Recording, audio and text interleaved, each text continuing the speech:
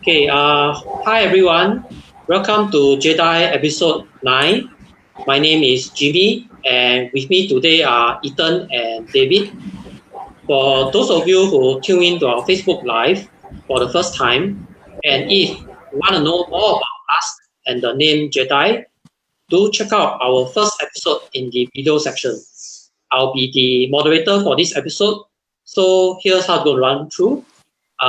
We'll first address questions from the previous episodes on uh, credit card hacks, and then Ethan and David having a fireside chat on CPF hack part 1, and then there'll be a bonus section on how traded endowment policies can be an alternative to CPF special account top-up. Then last but not least, we'll have a Q&A section. So feel free to post your questions in the comment section below, and we will address them during the Q&A section. Okay, so without further ado, I'll let Ethan start on the questions from the previous episode. Ethan? Okay, hi everyone. I'm Ethan, the founder of PolicyWoke. So, this is actually something that we picked up from one of the forums, and we find that it's really, really very interesting to talk about. So, the question is how to withdraw money from your CPF retirement account. It's like, wow, CPF retirement account is something that is locked, forced. You really cannot withdraw. That's the idea for most people. So, for me, I actually went into the CPF website to double confirm some of the things, and this is what we have found. So for anyone who's born after born on or after 1958, so which is about I think 50 plus years, right? Yeah, 48. So when they reach the age of PEA, which is the payout eligibility age at 65 or 70, depending on when they choose, up to 20% of the retirement account can be withdrawn. Yeah, which means that you already have FRS. Then at age 65 or 70, you can withdraw up to 20%. And this 20%, right, okay, remember, if you didn't have enough money, so you can withdraw 5% at the start. So this 5% also be taken into account of this 20%. So let's say if it's... it's the 5,000, is it? Yes. So let's say the 5,000 you withdraw at age 55.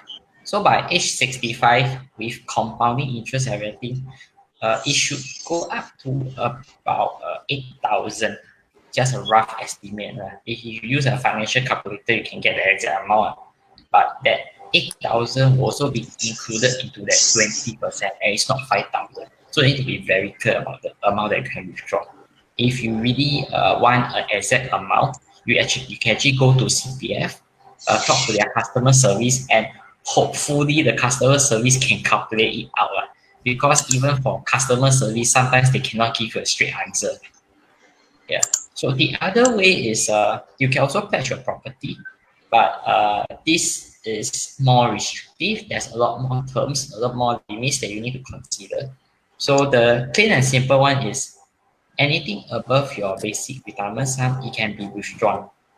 But the caveat is it excludes top-up monies after 55 when your retirement account is formed.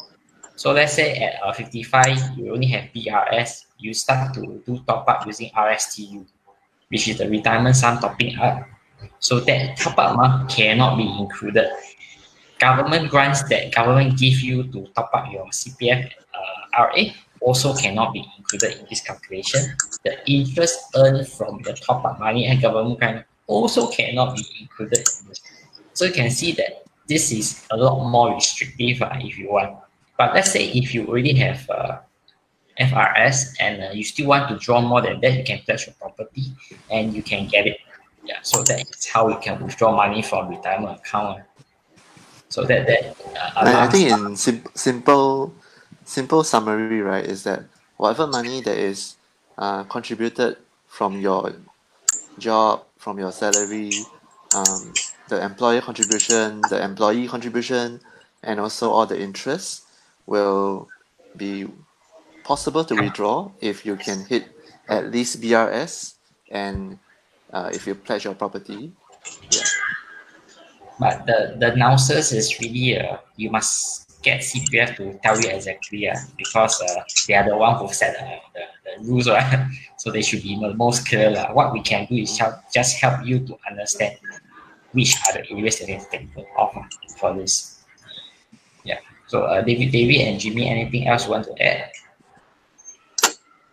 No, I can't nothing even to add. remember how much my contribution from my job is. How do you even keep track of that? You can just calculate, or if you have your own CPF statement from that time, you just take a look, you know already. Wow, need to add a lot of numbers. Or the other dirty way is you just find out how much you RSDU per year. Then from there you subtract the compounding interest together. Then you will know what. I mean, you have to do either way. It's a good estimate lah. Yeah, it's a good estimate. So at least you can understand.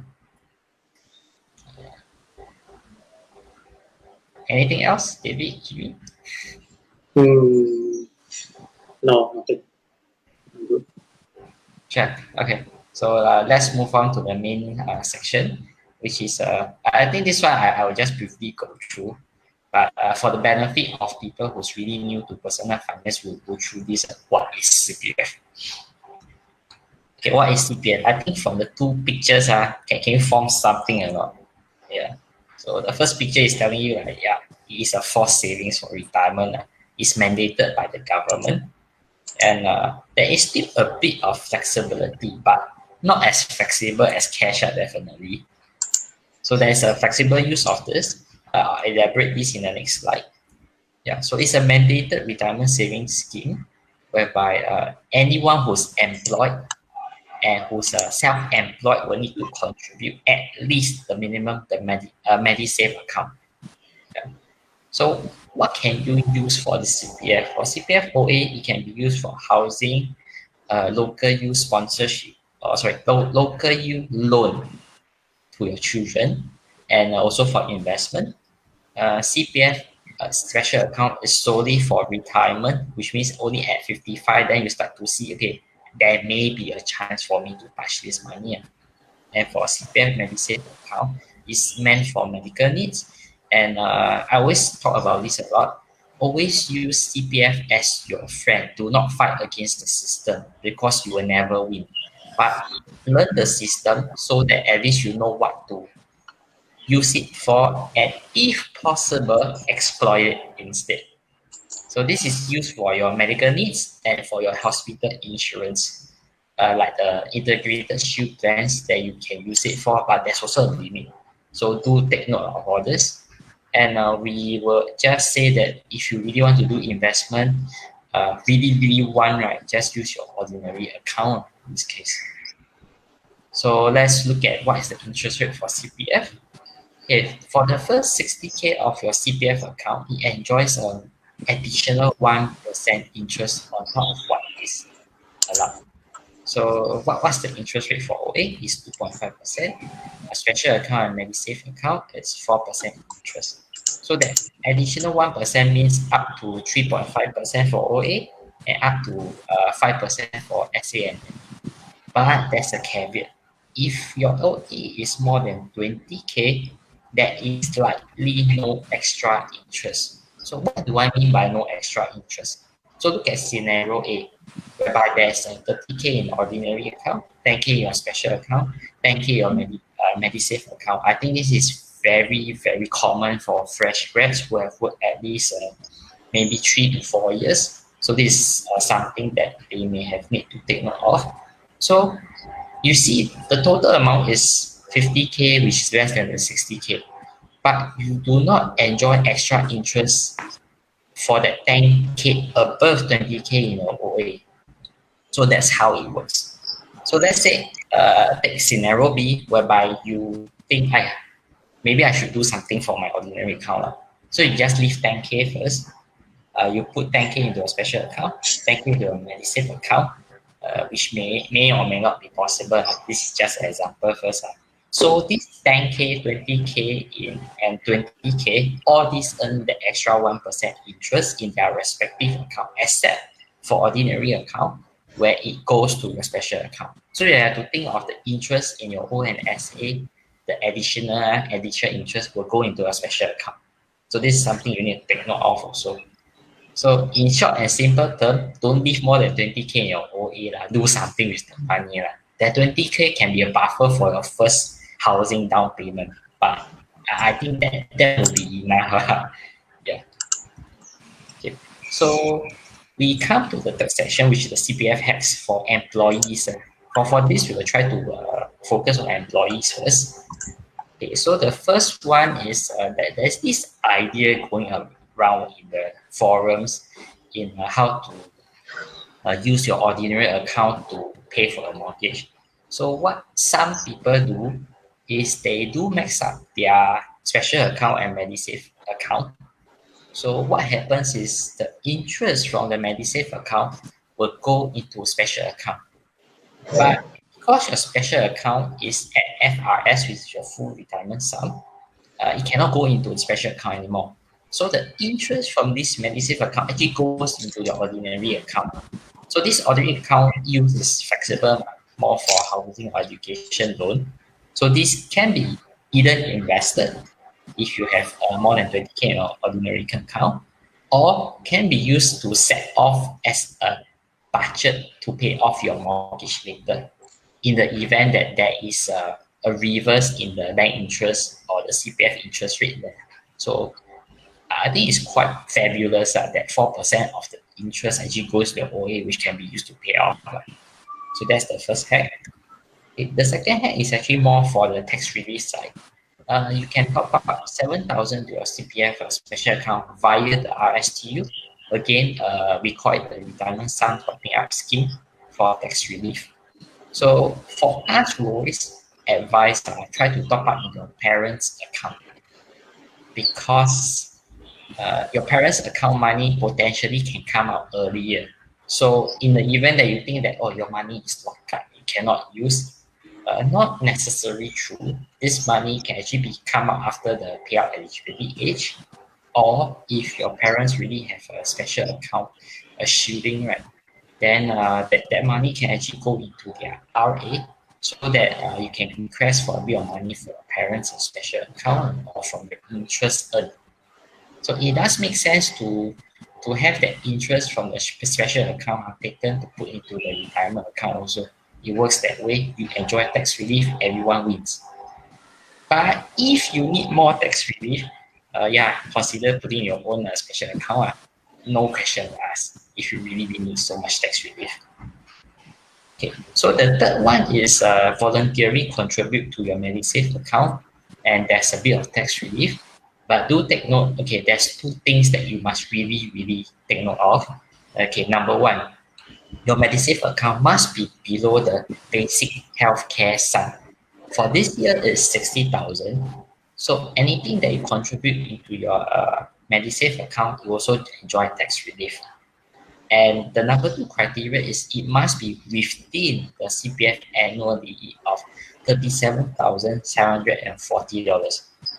So if you work in a job that gives you more than 6,000 or 8,000 per month, you have hit the annual limit. So no point looking at this. And I would believe your MediSave account also is Quite really, fat. very fat. Definitely overflow already, the interest, the contribution. So this is something that is not relevant to you if you really earn a lot of money. Okay. So let's go to our CPF allocation. So this is David's CPF allocation. Maybe David will want to explain further. Sure. So I personally I used to be an employee, so I used to have a job, and I used to get CPF contribution from my employer. But after that, I switched industry, and I've been doing MediSave contributions as a self-employed. So I also have quite a bit of OA money set aside after I sold my HDB flat. So at the time, I was thinking, maybe I don't need to keep so much OA money, so maybe I should just move it into my SA account. So I moved quite a bit of money into my SA account. Uh, I'll say almost all at that time. Yeah, almost all. Yeah, so it was quite fun, and my current aim is to aim to hit the FRS by age 55. I think I'm on track. If I contribute 7K per year for the next 5 years or so, I will hit it eventually. So that's my current aim. Okay, thank you, David. Okay, so let's look at mine. I didn't earn as much as David, so this is the amount that I have currently in my CPF. So why do I hit 5% in my ordinary account? It's meant to pay mortgage, like I said earlier. So yeah, mortgage is always on my mind. And even with the ordinary account accrued interest, right? Yeah, it's a fantastic way for me to jam my any inheritance money that's going to come later on. So I don't have to worry about the CPF annual limit. And after it goes into OA, I can still invest it. Yeah, with endowers or with money hour or whoever that actually have it. So I'm not that angry or sad about why my money goes into OA. In fact, it's a fantastic idea. My opportunity cost is 2.5% and above already. Yeah, I don't have to think of, hey, my money must go in this fixed D or that fixed D. Yeah. So my goal is actually to increase my special account to like what Davis does to hit FRS because that is the aim for everyone. So that you can do a SA sheet. Okay, that will need a lot more explanation later on. But yeah, that is what we are looking at. Okay, so this is the bonus section. So it's more about how we feel that traded endowments can actually be a alternative to topping up your CPF-SA. Okay, but normally for this, I would advise that, or I would just, this is my opinion, not advice. We cannot give financial advice, I remember. Yeah. But I always, okay, this is what I think of. Because let's say if you keep contributing to a special account above the tax relief, right, it doesn't make sense. I'm losing tax relief per year in that sense. Why not I put into something that has similar yield? So this is the table that you can see. Okay, on the left, it's more about what traded endowments. They typically give a returns of 3.5% up to 4.6% projected. The maturity is much more flexible because it's actually tagged to the policy. And it's only limited by the number of policy that you can buy or that's on sale. So if you have a lot of cash, you don't want or you want to put into a special account, but you still want the tax relief, yeah, you can consider putting in all these traded endowments. But the sad part is it may not fit your situation because it's all tagged to the policies. Some policies may be jumbo, like 30,000. Some may be only like 5,000, and the contribution is only 2,000 a year. So it may not fit your situation at your current needs, whereby let's say you only want to put a lump sum of 20,000. So traded endowments may not be able to meet that criteria that you want specifically. So that's something that you also have to take note of. Whereby on the right side, we are talking about a CPF special account. So the maturity is at 55, potentially anything above FRS, or 65 if it's at PS payout eligibility age. So that's something more locked in, more attainable, but it's very, very limited by your age. And even for CPF contribution, there's a limit of $27,740 per year, which is why I emphasize I like accrued interest. I can still jam more money in, but a lot of people don't like. They hate it. They say my money is not my money. But if you understand the system, yeah, definitely you can work around and even exploit it. So it's a double-edged sword. You look at it in this way. Yeah. Okay, so I think do you want to look at any other questions that we have? Yeah, Jimmy? Yes. Right. Thanks, Ethan and David, for the fireside chat. We hope you find it valuable for your own CPF accounts. So we now go for the Q&A section. So post your questions in the comment sections as we are now addressing them. Okay, I actually have a friend who sent me a private message. He asked us about what we do. Yeah. So, I mean, he's a local, but he's now living overseas. He chanced upon our Facebook Live and he asked about what PolicyWoke does. So maybe Ethan want to explain. Oh, well, I don't know where to start. I mean, do we? Okay, maybe we start with why PolicyWoke is founded. Okay, initially, it was a startup that I do it by myself, and the reason behind is because I was an AIA consultant for 1 year. Then I didn't sell really a lot of policies, but a lot of people keep asking me, hey, should I surrender my endowment? Hey, what is this whole life plan that I'm paying for? I have to pay for life. I don't know what it does. Then on the other end, I see that people they keep investing in stocks and shares, what crypto, P2P, all the returns are so high. I shortchange myself, right? I buy an endowment 2 to 3%, or the whole life plan, which is like almost 4%. I shortchange myself, right? Do we have that kind of idea or not? I think we don't understand. Yeah, so that was what actually prompted me to start something that I can help other people who do not understand their endowments. So they can actually talk to us. So that was my idea of why I want to start it. Why I want to start this company, because they always thinking of should I surrender or not. So it's good to understand your opportunity cost based on the policies that you have, and not just hearsay. Buy them, invest the rest. Yeah, that policy can be like giving you 6% returns, but if you surrender, you are giving 6% returns to the insurer. He don't have to pay you the maturity anymore. But why is it 6%? Because we are looking at the amount of money that you can get now, and after that, the money that you put into a policy in the future. So it's about trying to understand the mathematical calculations behind it. So for us, we are trying to help people to cash out their illiquid assets, because endowments, if you are locked into the endowment for 25 years, or you must pay for 25 years, and what if you have credit card debts, you cannot service your mortgage anymore? So what can you do? I think it would be better for a financial advisor to tell you all this, but from my experience, there's a few ways. You can do pay up capital so that you don't have to pay the policy anymore.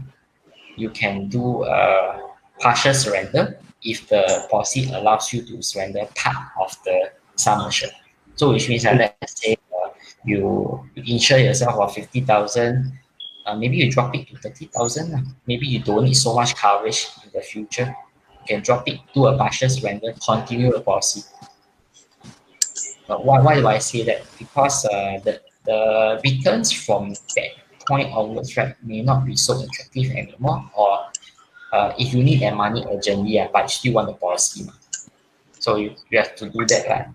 You only consider surrender or selling when maybe it's a credit card that is running at 24% per annum, or a personal loan running at 10% per annum. Yeah, maybe that makes sense because 6% investment return versus 10% bleeding. Yeah, bleeding money. Yeah, so it's better to pay off. So that's how we actually look at all these policies. So we really wish to help people to have some money in this sense. Yeah, so it's not as bad as just getting the surrender value, because we are giving up 10% above the surrender value. Yeah. So that's what we do for now. I hope that answers the question. Hey, Jimmy, I want to check with you. Yeah. Do you know which country this person is in? Sorry, beg your pardon? Do you know which country this person is in? He's currently in Australia, but still holding Singapore passport. Yeah, so I suppose if you're working in Australia, then you would be taxed as an Australian. So the taxes are pretty high. But I think the good thing about Australia is that if you can buy properties there, is the rates are very good because you can go for interest only loans. Yeah, and also the prices are much better. So those are considerations. Like there's a lot of opportunities that you have in Australia that you don't have in Singapore. As for CPF, if this person worked in Singapore before, then they will have some CPF in their Singapore accounts. I think it could make sense to move from OA to SA if they don't ever plan to use their OA money for anything. Just accumulate at 5%, 4 to 5% interest. As far as I know, I doubt he has any funds in the CPF because if I remember correctly, he spent most of his years in Australia. Yeah, but still holding Singapore passport. Okay, so even better lah. No need to be concerned about what to do with their CPF funds. Yeah, most likely don't have. Yeah, I asked him. Okay, for me, I'm always looking at this. If you really want to come back to Singapore, you have spare funds. You are looking for maybe a constant return of up to 5%. That's why I always say that have at least like 60,000 in your CPF so that if it compounds, it's compounding at 5% plus a bit 4% on your interest. Because it makes sense, but even if you put it down there for 30 years to do nothing, when you are hitting age 65, right, you still have some money coming out. You can do top up also. It doesn't matter. If you have cash, you can do a lot of things. So I'm looking at 5% opportunity cost a bit higher for something almost risk-free in this case. Yeah. The risk is policy change or Singapore toll but you think Singapore or toll there's a chance but you think a toll I don't know. You know, at 5% over 30 years is more than 4 times.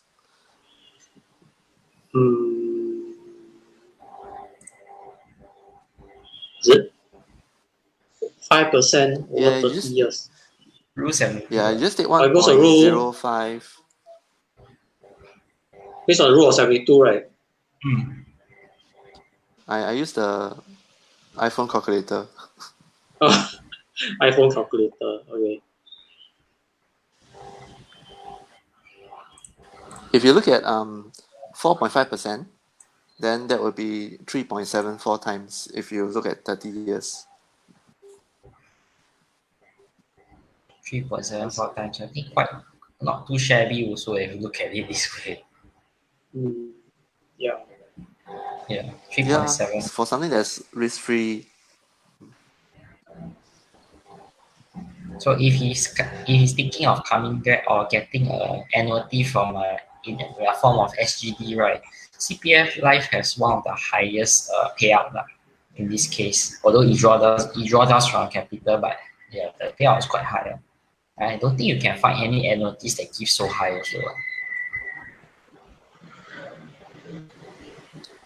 And one more thing is that for Australia, because the savings deposits, the fixed deposit rates have come down quite a bit.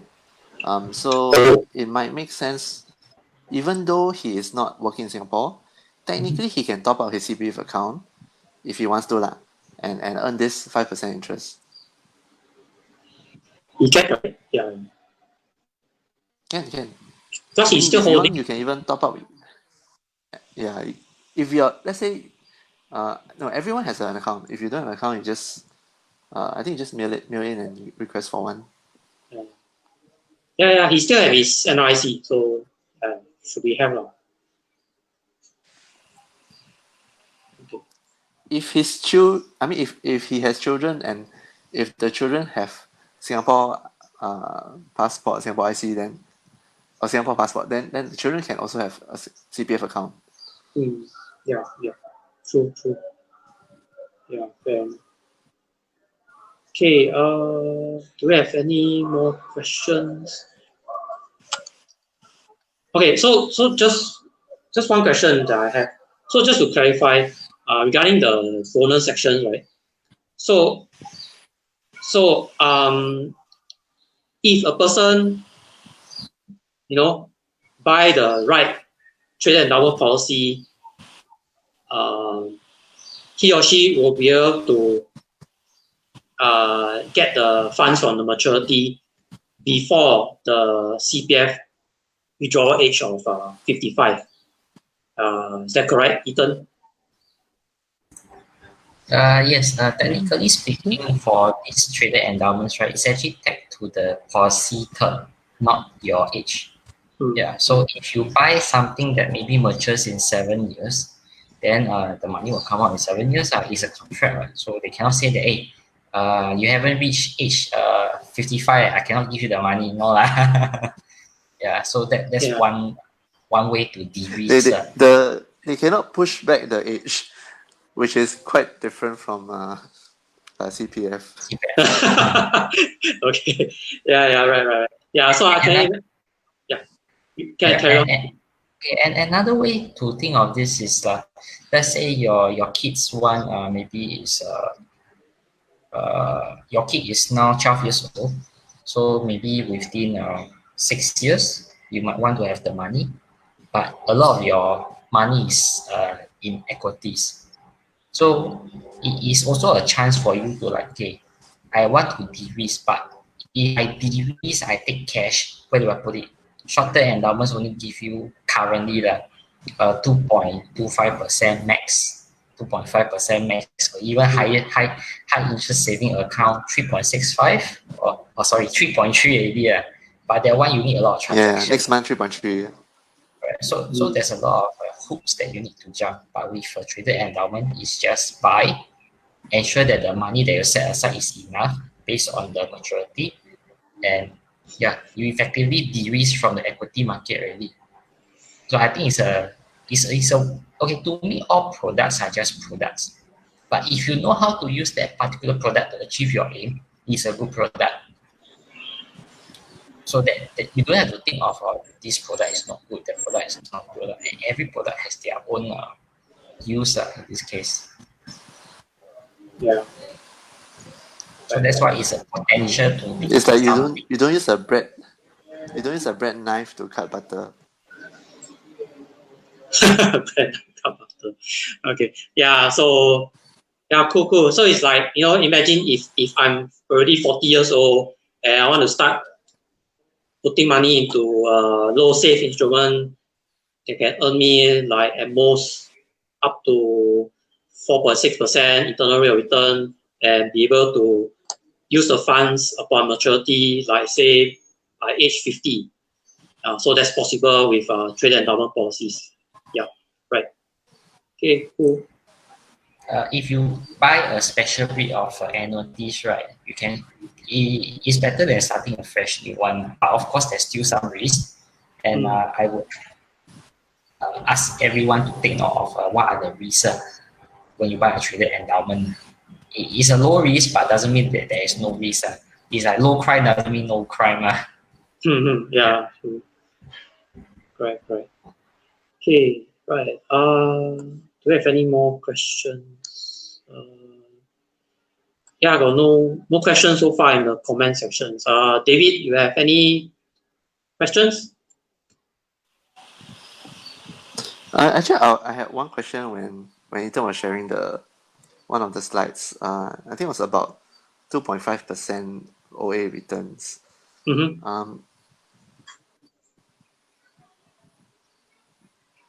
I was thinking, does it make sense?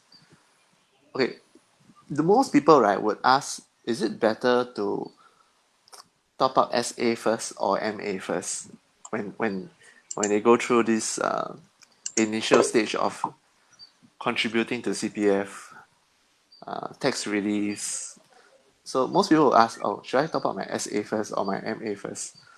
So what's your thoughts?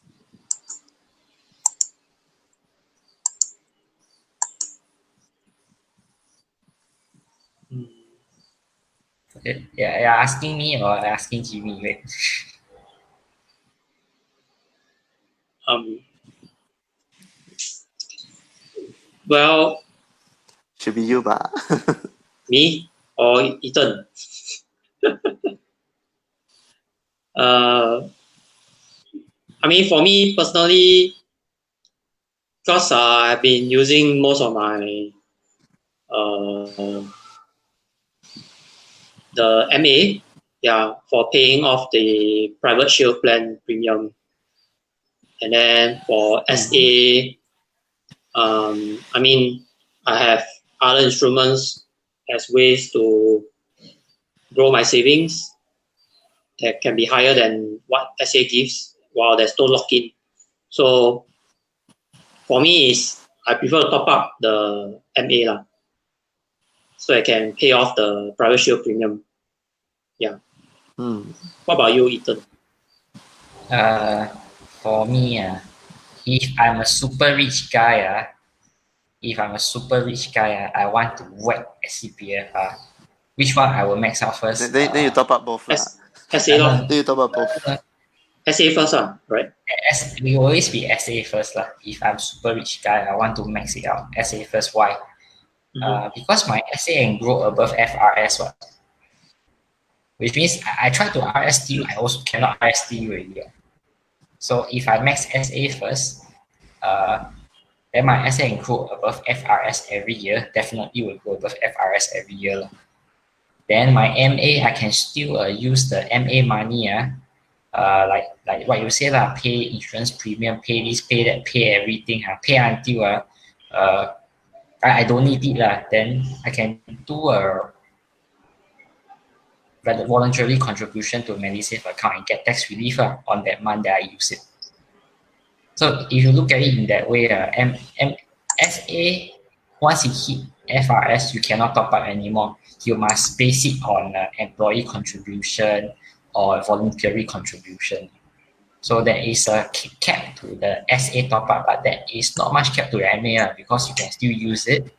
Then the interest can overflow to OA. You can still do something with the OA. So to me, I think SA is more relevant if I'm a very rich guy. Or if I really want, okay, but let's say if I want more tax relief, then I'm not going to touch any of all these, honestly. Because I will be focusing on getting the tax relief. So my money will always be outside CPF. But in order to enjoy the tax relief, right, then I will top up into SA only. Why? Because if I top up MA, once MA full, it will overflow to SA. So my aim is to delay the MA to hit the max BHS as much as possible while using my cash to earn more outside. Then I use the amount that I earn from maybe investment and other things. I slowly top up to my special account for the tax relief. Then once SA hit FRS, then I will touch MA because then it makes sense. I cannot contribute further to SA through RST. So it's a lot about how and what kind of resources you have at your current situation. So there is no straight answer. But if you really tell me you are a very super rich person, you just want to put money in your special account, okay then just put special account first. Then MA. It makes more sense in this way.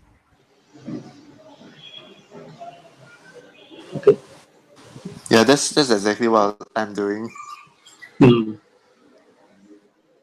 All right. So anything else? We're almost running out of time. Yeah, no, not much questions on my side. No. David, anything?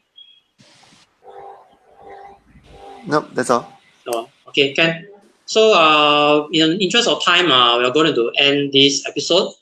So, we thank you for tuning in and all the questions you have for us.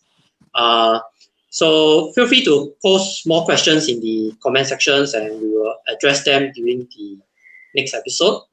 So, so just now during the bonus section, we share about how traded endowment policies can be an alternative to CPF special account top up.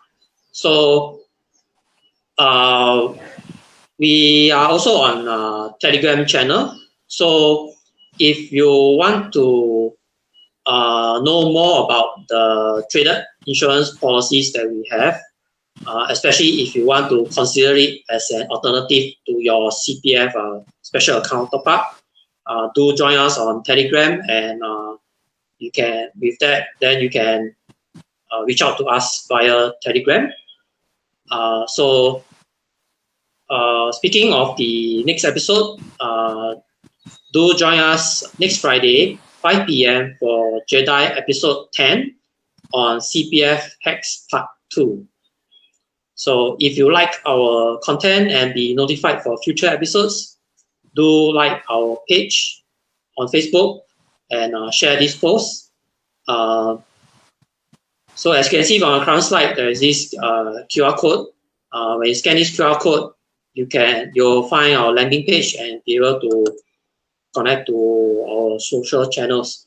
So do check us out. So so speaking of the next episode, we hope to see you next Friday for JEDi episode 10. And may May the the finances finances be with you. Right. Goodbye.